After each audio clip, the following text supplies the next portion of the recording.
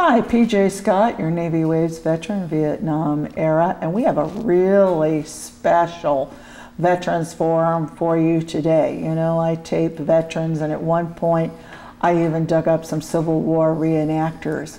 Well, with us today is Ronald and Carol Browning, and they're historical reenactors of, gee, I can't guess who. Is it Teddy and Edith Roosevelt? By George, you got that right. Welcome to the set of Veterans Forum. I'm really excited to have you. We are delighted to be here. Now, I've seen you a couple of times before, Ron, and wanted to interview you, so I'm so glad you made it in today. Tell us, how did you two get so, would it be polite to say, obsessed with Teddy and Edith Roosevelt? How did that interest get piqued for you? Well, it started when I looked out of my house up in Hurricane Ridge in the Olympic National Park. And I said, I don't know much about Theodore Roosevelt. So I started reading about Teddy. And the more I read about him, I said, darn, I like this guy an awful lot. And that led into, now we have a library, over 100 books. And so we study this quite often. Mrs. Roosevelt sewed me a uniform, and I started collecting. You did this yourself? Yes. Oh, I'm impressed. I started collecting the Spanish-American War hardware that goes on it, which is all original on my uniform. And I says, you know something? If I'm going to do parades, Mrs. Roosevelt is going to have to do them with me. Yes. So she started collecting her outfits, and between the two of us, we've done this now for 5 years now, Edith. Yes. Wow. Wow, that's really exciting. I have, you know, I went into the service. Yeah, I was a patriotic young woman, but I wanted that GI Bill. And one of my degrees is in history. And I really was enamored of Teddy Roosevelt as I was reading him myself. By golly, he got that Panama Canal to go through, and it's there, and it's wonderful. And it didn't take years and a bunch of reports and blah, blah, blah, blah, blah. Well, tell us, we know that Teddy Roosevelt is a Spanish-American War veteran, but he was not a young man when he got involved in the Spanish-American War.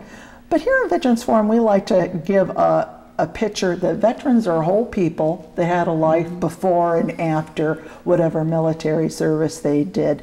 So, Colonel Roosevelt, tell us about your life before you got involved in the Spanish-American War. When I was a small child, my mother used to read to me about the great naval battles that happened, and so I was always intrigued by that. By the age of 23, I wrote the book on the War of 1812, which was carried in every naval ship in the United States.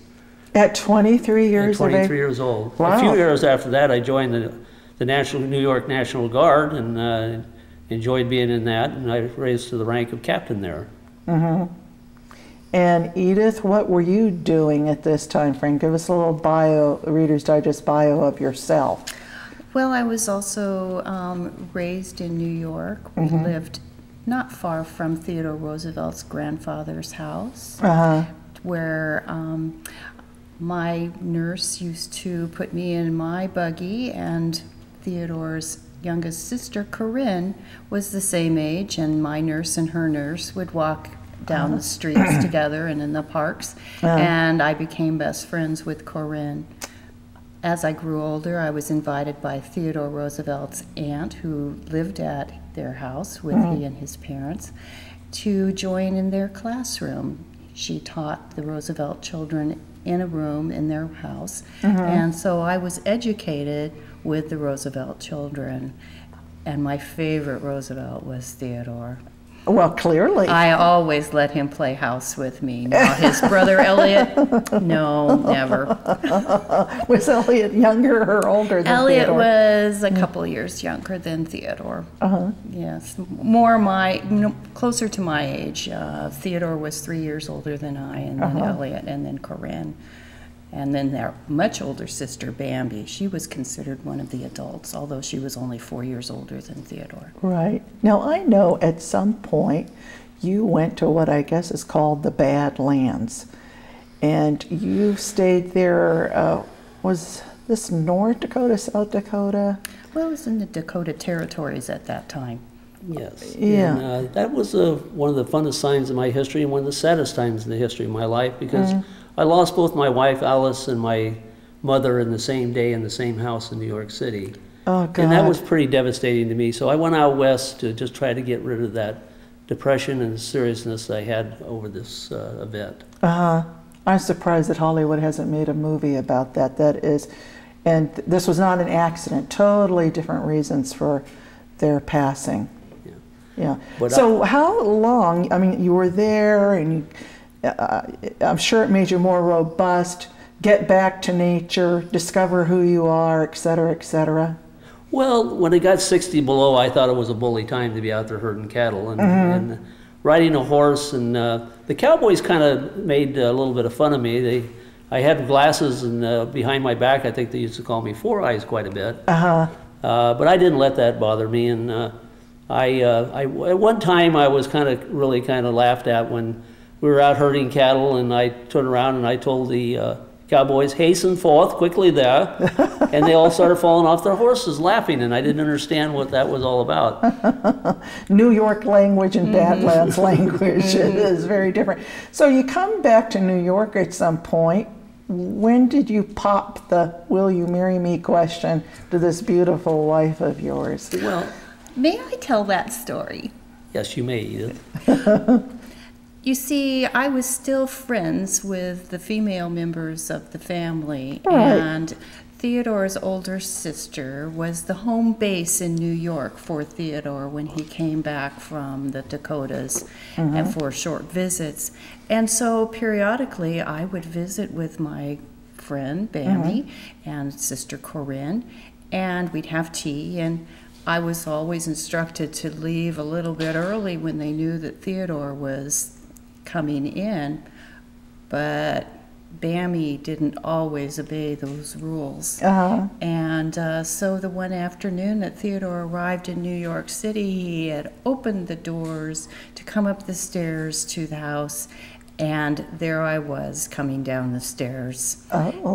We continued our relationship in secret because Theodore was very much the Victorian man that didn't want to dishonor the memory of his first wife by quickly jumping into another relationship. So we kept our engagement a secret and weren't married until the year after when we first met again. And that was what year? And that was in 1886. Oh, okay. We were married in England. His sister and he took the ship over to London, and we were married there. Wonderful. Never regretted it, I suspect. By George, no. Yeah. Now, tell us, because we do want to get your stories about the Spanish-American War, but real quickly, you held quite a few, served our country in various legislative capacities. Give us a list of those, and then let's jump into the cause of the Spanish-American War. Yes, I was involved in quite a few things. I was assemblyman in New York. I was on the police commission of New York City. Civil servant. I was a civil servant. I was vice president of the United States, president of the United States. You served under Benjamin Harris and Cleveland. Which was the Secretary of the Navy at one point? I was Undersecretary of Navy. Oh, Undersecretary of the Navy. Okay. Yes. I got the Navy put in shape when I was Well, since you said you wrote that fabulous book they were using, I knew you had to have some association with By that George, Navy. they did end up with a very good Navy at that time. Yes. Yeah. But then again, the Spanish down there in Cuba were not doing exactly what we would like them to do, and they were starving to death, about 600,000 Cuban nationals down there. They had attacked one of our ships 5 years early and killed some of the American citizens on it. Right. And the Spanish for 300 years were pretty cruel people, and they killed an awful lot of people, and we just weren't going to put up with it any longer. And then the Maine was blown up in the harbor, and we decided it's time to go to war against Spain. Wasn't a lot of this brewing because, Edith, you were saying this really had been brewing since the 1850s. The Spanish were not good rulers, shall we say. They cared nothing about the native peoples, nothing. So this had been brewing a while, like many wars are, but it was the newspapers where people were getting a daily dose of the atrocities. Yes, yes. Headlines in the paper constantly talking about individuals that had been accosted or imprisoned, or brutal beatings and killings, and it was quite horrendous. And the fervor of the country reached a crescendo where President McKinley could not any longer put off some kind of reaction to it. So the Maine probably was the catalyst that had people thinking, who do these Spanish think they are? Serious considerations, talks in Congress and Senate about what should America's role be in the Western Hemisphere. Cuba's what, how many miles from the tip of Florida? It's not much. Well, we had our critics about going to war against Cuba, but you know, I'm a firm believer that you need to avoid war at all costs. But if your honor is at stake, and our honor of the United States was at stake, that was a reason to go to war. Right. Well, those oppressed people couldn't do much for themselves. So at what point did you get the idea that you were going to lead volunteers? Because at that time you were, what, 40 years old? You were not a young man at that time. Well, 5 years previously, I had thought of the idea. Oh, okay. I wanted to call them rifle troopers instead of the Rough Riders, but the Rough Riders took off when the Spanish-American War started. But I knew that the Native Americans and the cowboys, and they would make good soldiers. Yes.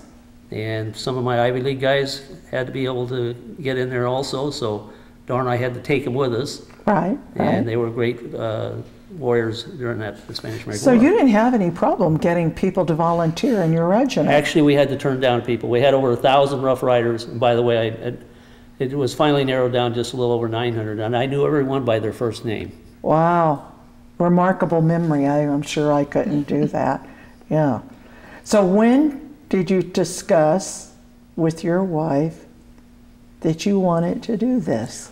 Well, like most things I do, I tried to keep her away from her as long as I could.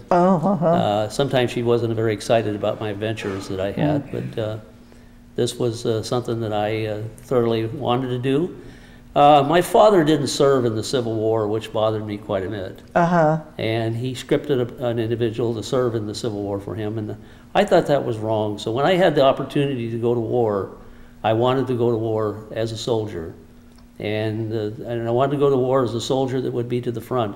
And that's the reason I chose the Army to go into the... I see. Now, to give you a little background, Teddy Roosevelt's mother was a Southerner.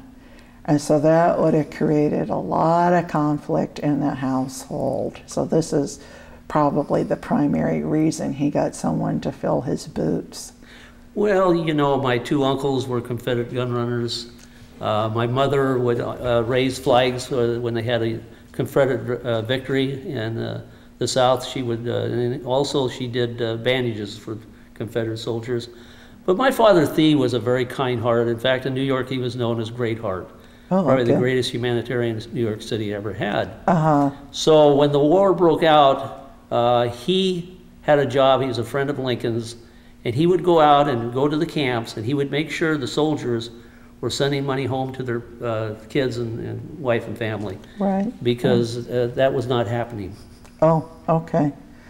Now to skip over to Edith, you've been married a couple of years now.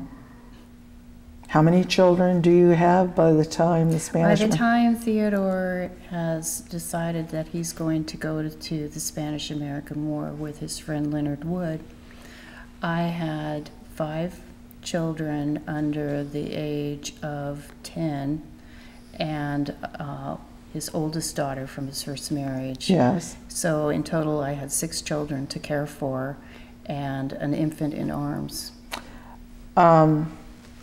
I can't think, Mrs. Roosevelt, you were too excited about this. No, but I knew Theodore well enough to realize that he had it in his mind to do what he felt was right, and that there was nothing that I could do to stop him. Okay. So to make things easier, I supported him thoroughly. Okay, now, did both of you travel to Florida together to say your goodbyes, or did you go in advance of Mrs. Roosevelt? I was in advance of Mrs. Roosevelt. We did a training down in Texas, and when we were ready to go, we were going to board ships in Florida and go down to Cuba. And so she met me at the hotel there. And but you know, I had two uniforms. I had two khaki uniforms, and I was expecting not to be partying or doing anything. I was there to go to war, and so. By the way, the khaki uniform was the first time that this was worn in battle, was this uniform, and it seemed to work out quite well. Even though it was a stable hands uniform to start off with, I don't think the regular Army really liked us an awful lot, and they tried to humiliate us. But boy, by George, we got some 30, 40 Craigs to take down to the war with us, and they were really good because they were smokeless, you know. Most everybody had trapdoor Springfields that were black powder. And so it really show you off when you use them. So I use a little bit of my political influence to get them Craig rifles, though, for my troops. Good. So, okay, you left your wife, you take a train, I presume, back to New York, and you're crossing the what ocean there is between Florida and Cuba, and you land. Tell us briefly about your experiences while you were in Cuba. Well, it didn't start off very well. I had two horses. I was the only one mounted since my cavalry was dismounted when we went there. And two of my horses, and the one that had the saddle on, started swimming out to sea. And normally they're trained by the trumpet to return to the shore, but this horse kept going and finally went out of sight. So when I got over there, I had a little Texas, my horse. Now, you were not on this horse, were you, sir? No, they would swim to the shore. Okay. And we would go in by boats. So I lost my saddle, and actually was my favorite horse. Little Texas was my backup horse. Oh, gosh, okay. And no, that couldn't have made your day in any way, shape, or form. Well, it was very chaotic. It was, you know, we had commandeered a train to sneak up ahead of the regular soldiers anyhow, so we were just lucky to be able to get on a ship and get aboard and get to Cuba. So once you get to Cuba, you got 900 men to organize. Did you have your battle strategies and plans even before you got on the ship, or was this something you worked out once you landed? Well, we had a lot of generals, and very experienced generals, by the way. That I was probably the lesser experienced commander that was in Cuba at the Spanish-American War. So yes, there was chaos, but we were ready to go, and we felt we had enough training, and so we marched on into the jungle. And we had our first skirmish, and it was not a very good event for us, and a lot of our troops were killed at that period of time. And can you give an estimate on how many men you lost? At that particular time, we lost about 100 men. Okay. And that was quite a thing. But you know, not only were we there as Rough Riders, we also had regular infantry, artillery, full-time regular cavalry, and it was quite a mixed match. There was National Guard people there. Oh, really? There was National Guard people? The New York National Guard, I believe it was the 71st, was with us also. And so we had quite a different bunch of things. The landing force, I think, was something like 14,000 strong. Oh, wow. So the Spanish had to know you were definitely there. Well, they had some real advantages on us. For one thing is they were seated in or dug in up on Kettle Heights, or Kettle Hill, San Juan Heights. And we had to trans through the jungle, and it was pretty hot, terribly hot. And with all this black powder guns we had around, they knew exactly where we were. There would be guerrillas up in the trees, and they would be sniper guerrillas, and they would pick our guys off, and we wouldn't be able to even see them. That must have been exceedingly frustrating, and just had to be frightening on some level. I mean, war is always frightening. Yeah. And as Teddy Roosevelt, the great hunter and warrior, I was scared myself. But there again, we had a very important mission to accomplish, and when we got to the position, when I was there at the San Juan Heights, or down below there, we were pinned down quite well.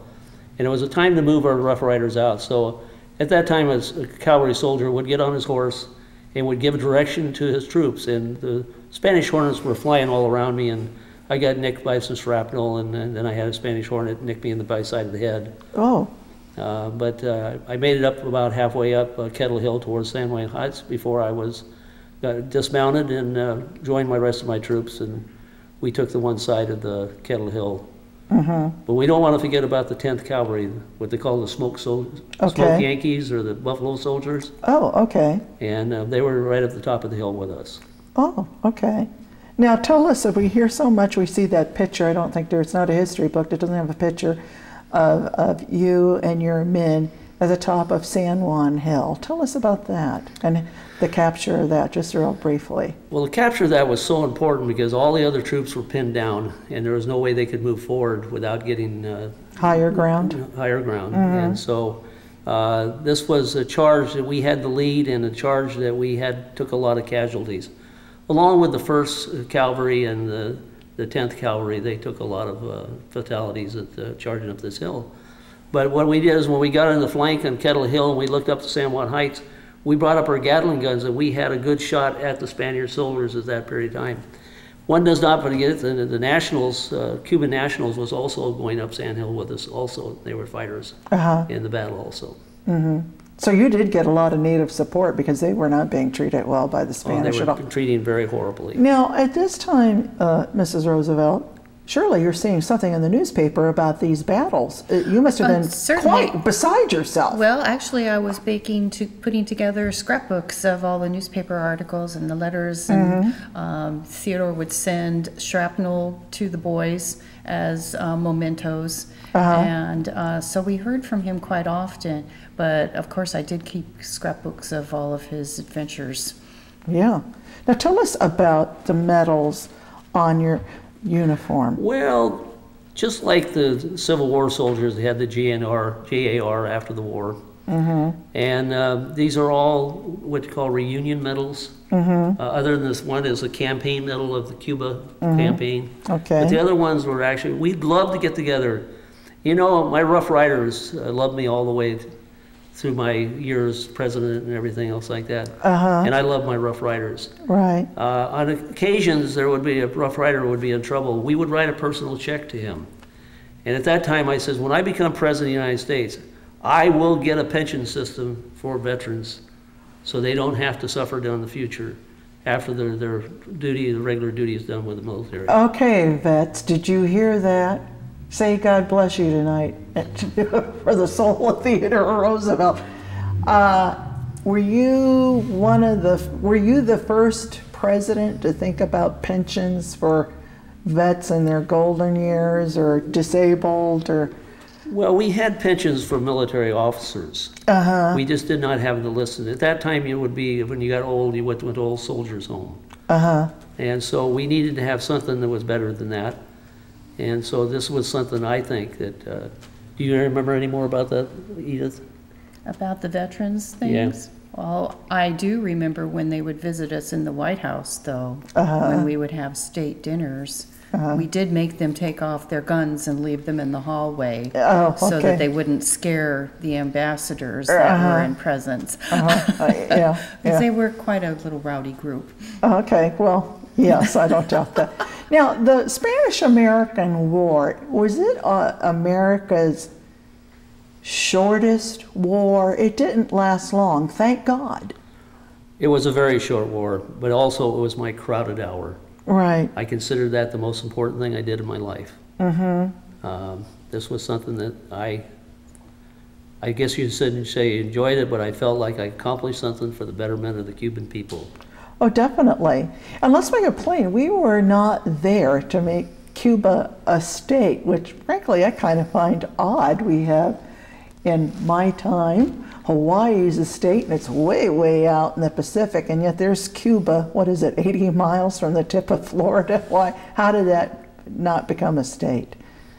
Well, we felt when we went in there, we didn't go in there as an imperialist move to take over that country. We wanted to build them back up and let them take over their own country. Right. And I felt very strongly about that, and most of the politicians at that time felt the same way.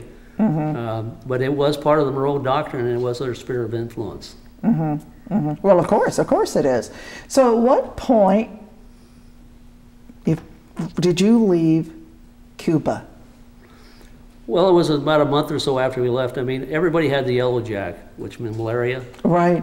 And I had yellow jack too. I carried it with me the rest of my life. Oh, okay. And more soldiers died of the yellow jack than they did of anything else. So the 900 Rough Riders you had, how many did you come back with? About 600. Okay, that's not as horrible as some wars. Not, as they tell me, not as bad as some of the Civil War battles. Oh, God, yeah. Well, we're coming to an end here. So do you have one last thing you want to tell the audience, Colonel Roosevelt? Well, by George, all you young people out there and people who read and read and read. In my lifetime, I read over 20,000 books, and most of them were history books. Mm-hmm. Don't read the books that the people have written that actually were in the event. Mm-hmm. And learn about history and carry that history on. History is so important to our country and to the young people of this country, and that's the reason we do the Roosevelts, to be able to pass on history to the younger generations. And I agree totally. Edith, do you have a few parting sentences before we leave? Well, Theodore, I think you do need to mention the code that you live by. Well, honesty, courage, and good common sense is what I made all my decisions on. Good enough. Listen, we were so happy to have you here today. And there are a gazillion sites on Theodore Roosevelt.